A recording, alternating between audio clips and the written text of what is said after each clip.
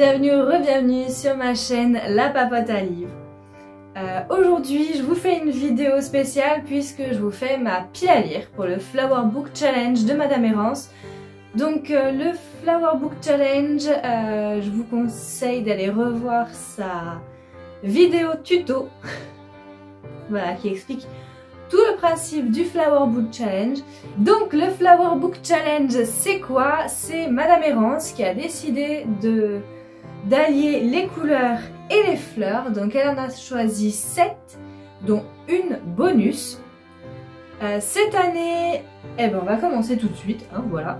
Alors, l'idée générale, c'est que moi je vais le faire, parce qu'il se déroule du 1er mai jusqu'au 1er juillet. Moi je vais le faire essentiellement sur le mois de mai, parce que de mémoire, il y a la bibliothèque d'Emilia qui propose également un challenge sur juin, je crois, le Magicarium Book Challenge. Je ne sais pas si elle va le remettre en place, mais si elle le met en place, j'aimerais bien le réaliser. Donc je vais vraiment concentrer le Flower Book Challenge sur le mois de mai. Et j'aviserai par la suite pour voir si je le continue ou si je suis un autre challenge. Donc mon challenge perso, c'est vraiment de le réaliser sur le mois de mai. Pour ça, pour chaque fleur, j'ai décidé de faire 2 livres, en sachant que ça a été très compliqué, parce que autant ce que je vais vous montrer là, c'est pas du tout les livres que je vais lire, parce que j'en ai énormément dans ma pile à lire qui correspondaient à des thèmes qui ont été déterminés par Madame Errance.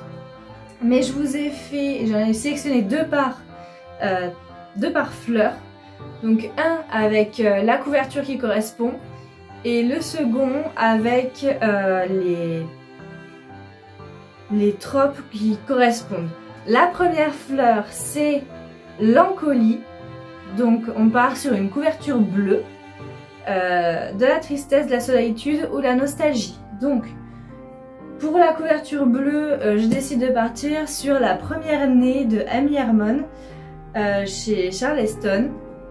De mémoire, ça parle d'une île, genre une femme a été trahie par l'un des hommes, elle a maudit l'île ou le village pour qu'il n'y ait plus aucune fille qui naisse, sauf qu'à un moment, il y a une fille qui va naître, voilà. Je crois que c'est un premier tome, oui c'est marqué 1, donc oui c'est un premier tome, les chroniques de Saylock. En plus il est absolument magnifique, mais ça fait un moment que je l'ai, donc voilà, ça me permet de me dire allez pourquoi pas, go. Je l'ai aussi pris en audible, j'avoue, parce que c'est une pavasse. Il fait combien de pages? Il me semble qu'il fait... ouais, ça... oh quoique 520 pages, oh franchement il est moins gros que ce qui paraît. Bon pourquoi pas, en plus c'est écrit assez... ouais, franchement ça va. En vrai il me faisait peur entre guillemets parce que j'avais vraiment l'impression que c'était un gros bébé. Finalement je pense que bon, je l'ai quand même pris en audible parce que je me dis pour la continuité ça peut être pas mal, ou juste si j'ai pas le temps ou quoi, ou... bref. Mais go quoi. Hop. En deuxième option, j'ai pris 1000 morceaux de cœur brisé, donc de Tilly Cole aux éditions Hachette Roman. Donc il fait suite à 1000 baisers pour un garçon que j'ai lu et pour lequel j'ai énormément pleuré, toutes les larmes de mon corps, les 3/4 du livre, si ce n'est les 4/5e, si ce n'est les 9/10e, enfin bref. Et en fait, du coup, dans celui-ci, on va suivre la sœur de l'héroïne du premier, de Poppy, donc Savannah,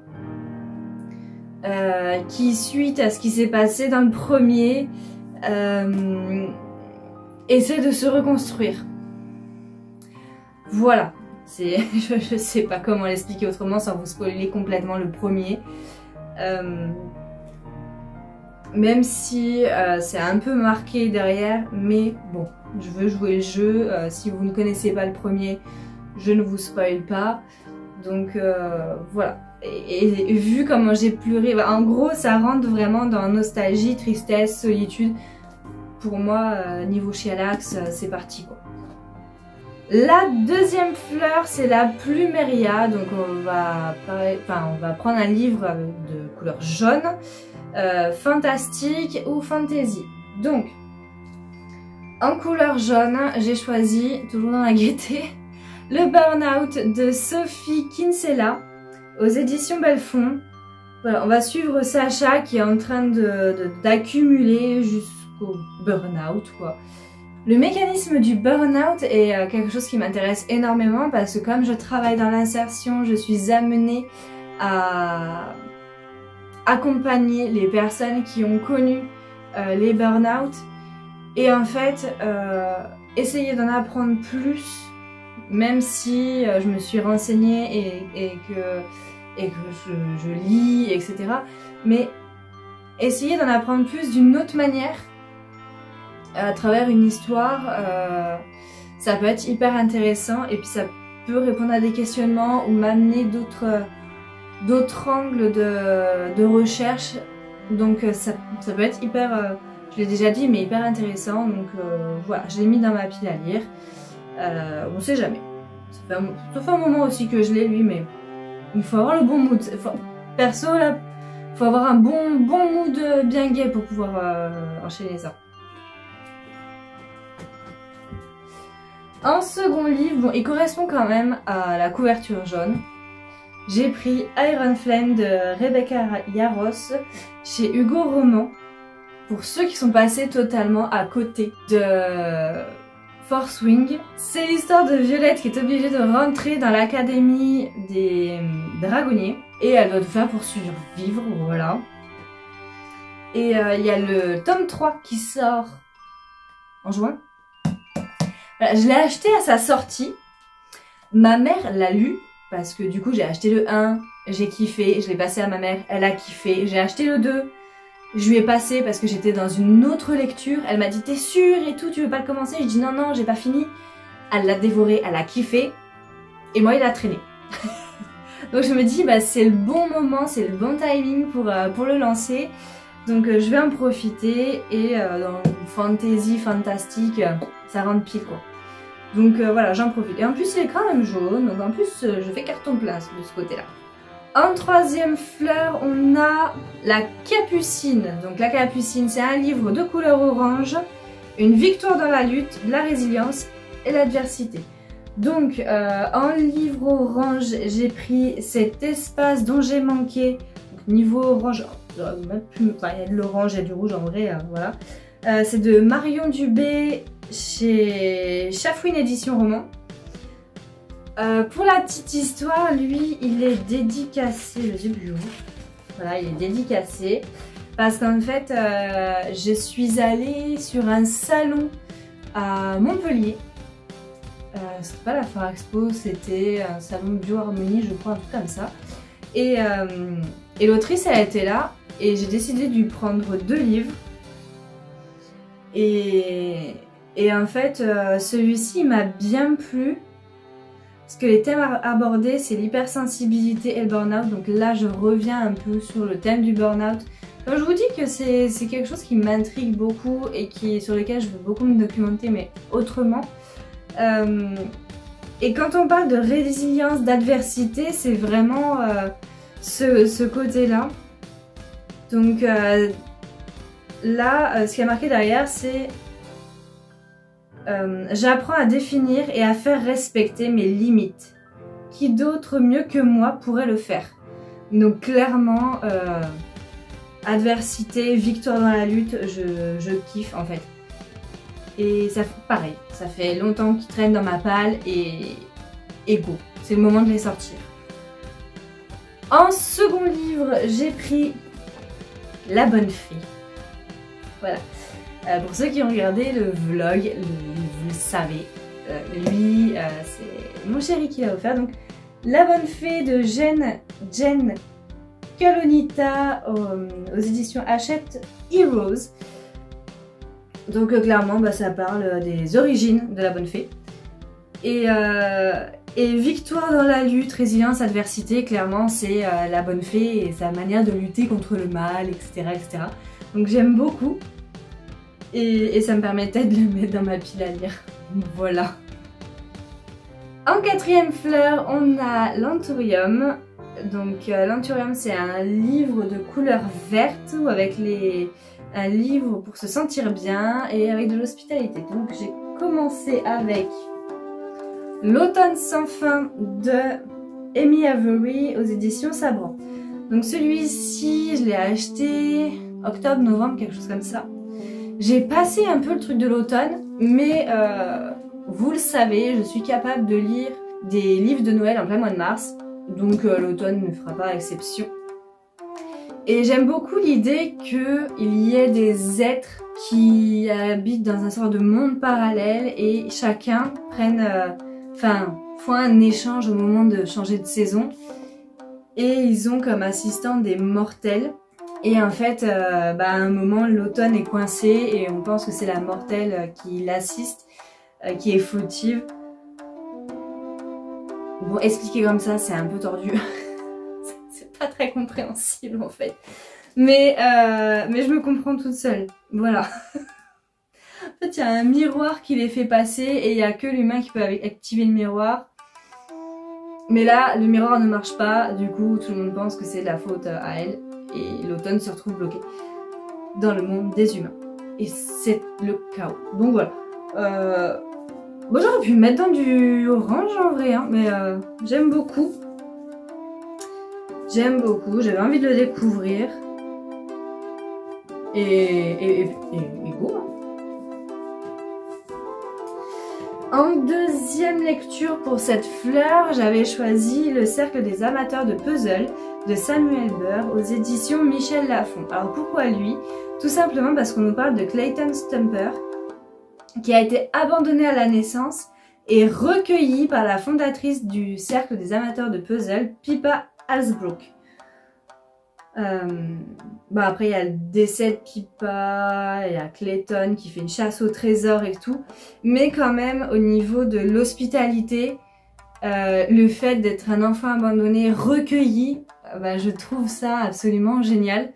Enfin, dans le sens où ok, on a déposé un enfant, elle décide de le prendre avec elle et de s'en occuper. Donc là, niveau hospitalité, voilà. Et ça a l'air un peu un livre doudou dans Londres, voilà. Autant je vais le lire, je vais vous dire non, en fait, jamais. Mais pas du tout. Mais en vrai, voilà, je me suis dit go. Et puis en plus, j'adore les puzzles. Donc c'est un livre de passion.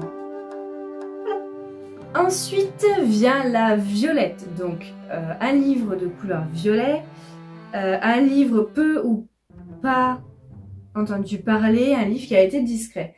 Donc j'avoue j'ai triché pour cette fleur, parce qu'en fait j'ai fait un combo. J'ai mis les 3 dahlias, donc Lady Detective de Cathy Watson, aux éditions Le Cherche-Midi, le tome 2, parce qu'il y a un peu de violet dedans. Mais en fait, c'est le tome 1, mon livre d'accompagnement. Dans tous les cas, ça veut dire que je vais commencer la saga des 3 dahlias.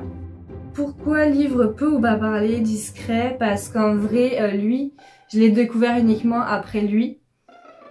J'ai découvert lui grâce à quelques vidéos et encore j'ai pas vu beaucoup de chaînes en parler. Et en fait du coup je suis partie sur lui parce que je pouvais pas, enfin j'ai pris le 2 et je sais même pas si j'en ai entendu parler ou si je l'ai juste découvert dans la librairie. Et je sais plus. Mais voilà, c'est grâce à, enfin j'ai fait l'achat du 2 et du coup j'ai décidé de prendre le 1. Et en plus c'est pas du tout la même édition, hein, on va pas se mentir, c'est pas du tout... Voilà, lui c'est l'édition 10-18, je connais pas. Mais voilà, c'est pas du tout la même édition, mais je suis pas... Je sais où il va aller, donc ça me dérange pas. Alors, c'est quoi l'histoire? Aldemer House n'est pas un manoir comme les autres. Dans les années 1930, il a été la propriété d'une très grande dame du roman policier, Lettice Davenport, est le cadre de la plupart de ses ouvrages. Les 3 actrices qui, au fil des décennies, ont interprété à l'écran son héroïne, la célèbre Dahlia Lively, sont aujourd'hui réunis au manoir à l'occasion d'une grande convention organisée par les fans de la romancière. Mais ce qui s'annonçait comme un week-end d'été des plus agréables dans la campagne anglaise prend un tout autre visage lorsqu'un meurtre est commis inspiré d'un des romans de Lettice. Pour élucider cette étrange affaire, les trois Dahlia vont devoir mettre de côté leur rivalité, ce qui est loin d'être gagné. Donc en fait, c'est les trois actrices qui vont incarner Dahlia Lively, donc un personnage de fiction, qui se réunissent. Elles sont de trois générations différentes et pareil pour celui-là, elles sont à nouveau réunies et en fait elles élucident des meurtres et je trouve ça absolument génial, je kiffe. C'est un peu dans la vibe mince. C'était qui? C'est vraiment dans du... Enfin, je mets ça dans la vibe cozy mystery dans le sens où c'est pas du tout leur métier et bah elles vont se retrouver à enquêter, tout simplement. Voilà. Et j'aime beaucoup ce genre de vibe. La sixième fleur, c'est la tulipe. Donc on parle d'un livre rouge avec de la romance passionnelle. Donc pour le coup, j'ai décidé de prendre... Alors là, franchement, j'ai... Pépite. 2 livres en espagnol. Donc, Farsa de amor a la española de Elena Armas aux éditions Vera. Alors, l'histoire, on parle d'un mariage, un voyage en Espagne, un mensonge et un plan qui fait des vagues. Voilà. Donc, pourquoi pas, ça parle d'amour, il est rose, enfin rouge, rose foncé. Voilà, ça fonctionne. En plus, on parle d'amour. Je coche les deux. Et pour le coup, ça, oui, il est rose, mais toujours dans la tulipe. Do Yo también no es un te quiero, de Violeta Reed, aux éditions Del Bolsillo.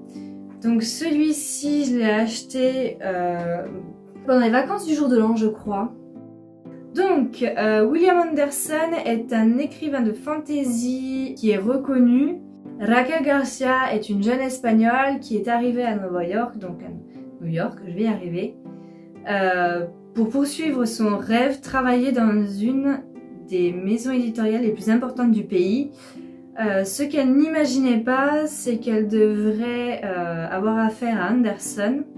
Donc en gros, Raquel et William Anderson vont travailler ensemble sur ce livre et forcément arrivera ce qui doit être arrivé, voilà. Parce que lui, il n'est pas du tout dans le romantique et elle va devoir faire sa correction. Sauf qu'il n'est pas forcément prêt à accepter les corrections, les propositions que va lui faire Raquel. Donc on va bien voir où ça nous mène. L'avant-dernière fleur, c'est le Dahlia, donc un livre de couleur rose, une saga ou un pavé. Donc pour le livre de couleur rose, j'ai pris Comment j'ai tué ma famille de Bella Mackie aux éditions Le Livre de Poche. Celui-ci, je crois qu'à chaque fois je vais vous dire, je l'ai acheté il y a un moment. J'ai bien aimé la façon dont c'était expliqué en fait dans le style... voilà, j'ai tué ma famille, mais en fait je me suis pas fait prendre pour le meurtre de la famille, je me suis fait arrêter pour le meurtre que je n'ai pas commis. Voilà. Et j'ai trouvé ça assez cocasse. Et en fait, je me dis, bah pourquoi pas en fait. Comment elle va s'en sortir, et puis si du coup elle arrive à prouver qu'elle n'a pas commis le meurtre, est-ce qu'elle va être rattrapée pour le meurtre de sa famille?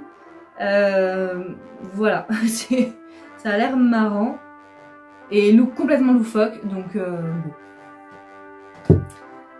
Ensuite, pour répondre à Saga, ah non, je suis au 4. Saga, Meurtre et tarte au citron meringué de John Fluke aux éditions Point. Moi j'ai édition Point. Donc c'est le tome 4. Dans la vidéo juste avant, comme il y a le 13 qui sort au mois de mai, j'étais en train de dire je sais plus auquel je suis, si j'ai lu le 3, le 4, pas d'idée, donc j'en suis au 4. On suit les enquêtes d'Anna Swensen. Donc Anna Swensen, C'est une pâtissière qui a le cookie jar. Et dès le premier tome, en fait, elle a découvert une personne assassinée. Elle s'est immiscée plus ou moins volontairement dans l'enquête. Et à chaque fois, c'est ça en fait. Il y a un cadavre, elle le découvre, elle s'est mise dans l'enquête. Voilà. Sans parler du triangle amoureux entre elle, son dentiste et un flic. Voilà. Dans tous les cas, à chaque fois, il y a des recettes. Et dans le premier, il y a des recettes de cookies, dont une au cookie cornflakes que j'ai testé. Parce que ouais, on peut les tester en plus, donc c'est génial. Et on a bien aimé. En vrai, c'était super bon. J'avais un petit a priori, mais c'était super bon. Je pense que je vais racheter des cornflakes juste pour en refaire. Et en numéro complémentaire, non, en fleur complémentaire, en fleur bonus, on a le lys noir, donc soit un livre noir, soit une relique de la palle. Et pour le coup, les deux cochent les deux. Je suis fatiguée. Pour le coup, les deux cochent ce qui est demandé, c'est-à-dire ils sont noirs et en plus ce sont tous les deux des reliques de ma palle. Donc on commence avec le dernier Fred Vargas sur la dalle aux éditions Flammarion. Et je l'ai acheté à sa sortie. Parce que c'est sur Adamsberg, donc forcément je dis oui. Par contre, je ne l'ai pas lu. Parce que c'est le dernier Adamsberg et je suis attachée moi. C'est très dur. Alors Adamsberg, pour l'histoire, c'est... je sais plus s'il est commissaire, s'il est juste inspecteur, je sais plus du tout. Et en fait, je l'avais découvert avec l'épisode Quand sort la recluse, je crois, il me semble. Et en fait, j'avais kiffé et c'est là que j'ai découvert que c'était toute une saga. Et j'ai pris absolument toute la saga Adamsberg parce que j'adore. Et en fait, dès le premier livre que j'ai lu de la saga, j'ai soupçonné tout le monde, mais au final, c'est pas du tout la personne à laquelle je m'attendais, mais vraiment pas du tout, qui était... Bonjour bébé. Bonjour mon bébé. Bah oui, tu viens? Bah oui. Je disais quoi? Ah oui, j'ai soupçonné tout le monde. Mais en fait, c'était pas du tout la personne, les personnes que je soupçonnais qui étaient le meurtrier. T'as des trucs dans les poils. Bah ouais. Et du coup, en sachant que elle arrive superbement à nous retourner le cerveau, à chaque fois j'ai lu ces livres en mode je vais trouver le tueur. Et à chaque fois, je n'ai pas trouvé le tueur. C'était toujours celui que je soupçonnais. Quasiment pas, voire pas du tout. Donc rien que pour ça, chapeau bas à Fred Vargas, je kiffe. Hein que oui. Bah oui, on kiffe. Bah oui, on kiffe. Bah oui. Bah oui. Bon, lui, il kiffe les gratouilles, hein. S'en fout des lectures. Hein mon bébé? Bah oui. Et le dernier livre, c'est Les Sœurs Wickwood. Je sais pas... Là, voilà. Les Sœurs Wickwood de... Ludivine Irola aux éditions Bayard. Donc celui-là, je l'ai acheté début d'année dernière. On est parti en week-end avec mon homme et Toutou. Ma mère, elle est venue à la maison parce qu'elle avait plus de connexion internet, donc elle en a profité pour être à la maison. Et je lui dis, bah écoute, pioche dans ma pile, pioche dans ma bibliothèque. Et du coup, profite. Et en fait, elle avait commencé à lire et elle m'a dit, bah j'ai commencé mais j'ai arrêté parce que c'était pas ouf. Sauf que ma mère et moi, on a à peu près les mêmes goûts. Genre très proches. Et le fait qu'elle m'ait dit ça, ça m'a complètement bloquée. Et j'arrive pas du tout... Alors qu'il me faisait envie de fou. Bah en fait, ça m'a complètement stoppée dans le truc. Donc là, je me dis, allez... Oh, t'as pas fouillé dessus du coup. Je me dis, allez, c'est parti, on tente de briser la malédiction. Donc, les sœurs Wickwood, c'est quoi? C'est Medora et Allegra Wickwood, sont les dernières descendantes d'une grande lignée d'occultistes royaux, un titre autrefois gage de noblesse et de grandeur. Mais à présent, la magie est bannie du royaume et il ne reste plus rien du savoir des Wicouilles. Alors quand le roi ordonne aux deux sœurs de retrouver une prophétie perdue, elles y voient l'espoir de regagner le prestige de leurs ancêtres. Accompagnées d'un paysan amoureux et d'un garde mutique, elles s'engagent dans une aventure périlleuse qui les confrontera à un terrible secret de famille. Voilà. Donc, pareil, ça me fait envie. Mais pourquoi tu râles? C'est toi qui es monté. Il y a quoi? Il y a 400 pages, même pas 380. Donc en vrai, ça se lit vite.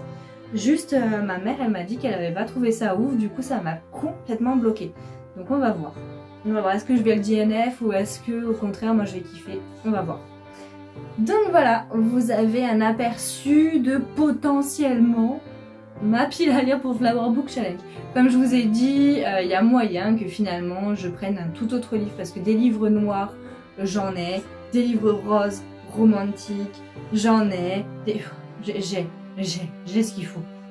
Dites-moi si vous allez suivre le Flower Book Challenge de Madame Errance et quel livre du coup vous avez choisi pour chaque fleur, si comme moi vous en avez pris plusieurs ou alors est-ce que vraiment vous êtes cantonné à un qui réunit absolument tout ce qui est demandé ou est-ce que vous avez fait plusieurs livres par fleur? Dites-le moi en commentaire. Je vous dis à la prochaine, n'hésitez pas à vous abonner, liker, commenter. Si vous êtes un peu timide, mettez des fleurs, tiens, vu que c'est Flower Book Challenge, mettez des fleurs partout. Et je vous dis à très vite pour la prochaine vidéo. Ciao ciao!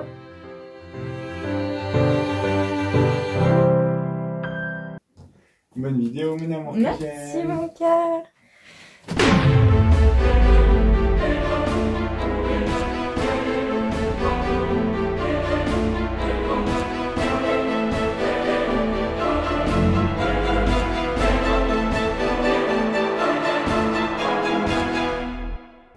Putain, je vais... Ils sont... Je sais pas pourquoi je m'acharne à les mettre, mes pauvres bourriquets, à chaque fois ils tombent.